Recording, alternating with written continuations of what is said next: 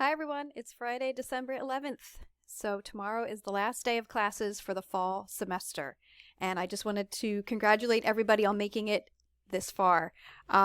This has been a challenging semester for lots of reasons for many of us, and I'm just very proud of each and every one of you for staying the course and making it to the end, or almost at the end. There is finals week, which starts on Monday. So I just wanted to make sure people have been completing the course evaluation. Those are not only anonymous, but I also don't see the results until spring. So there's an outside company that handles the course evaluations. It's not done by the college. That company receives the results and then puts them into a report, and then faculty get them sometime in the spring. And they are anonymous. So I hope that everyone, I should have said that, maybe, but I assume everybody was feeling comfortable to be honest and give honest feedback. So thank you for completing that. You do get those 2 points for completing the evaluation. So here we are. The last day to drop classes was yesterday. I communicated with a few people who had questions about that. I'll also just say for everyone that there is an option for all of your classes, not just English, of course, to take an incomplete. A grade of an incomplete is, it'll show up on your transcript as an I. It does not factor into your GPA. And essentially what it does is, if you're interested in this, let your teachers know. If you are sick or someone you care for is sick or you're struggling, to complete the work, by the time the semester ends, you can ask for an incomplete. And then you have, I believe it's 6 weeks from the end of term to submit the missing work. So that's something you would work out with the teacher going into January, to hand in that missing work and then get a letter grade for the class. So that is an option.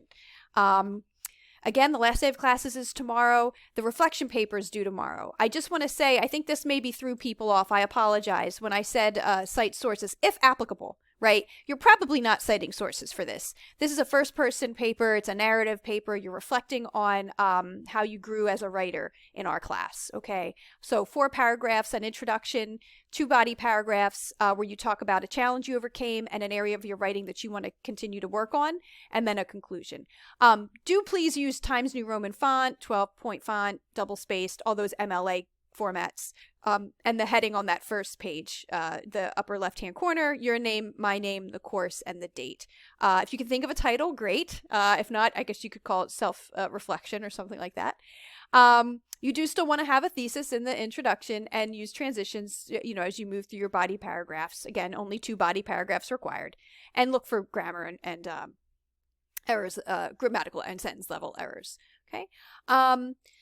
Moving into next week, you can't see this yet. It will become, as you can see, the deadline is the 19th. That's the last day of finals week. It is the final exam will become available at the stroke of midnight on Monday. You get 2 hours, 120 minutes to complete the exam. If you have an accommodation request, please remind me about that, and I will adjust your time to accommodate that.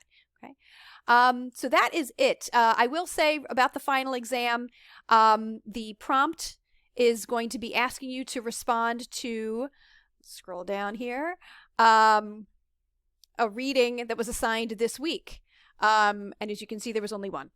Okay, so to prepare, hopefully you did that reading, Sherry Turkle, already back in week 11, whenever that was.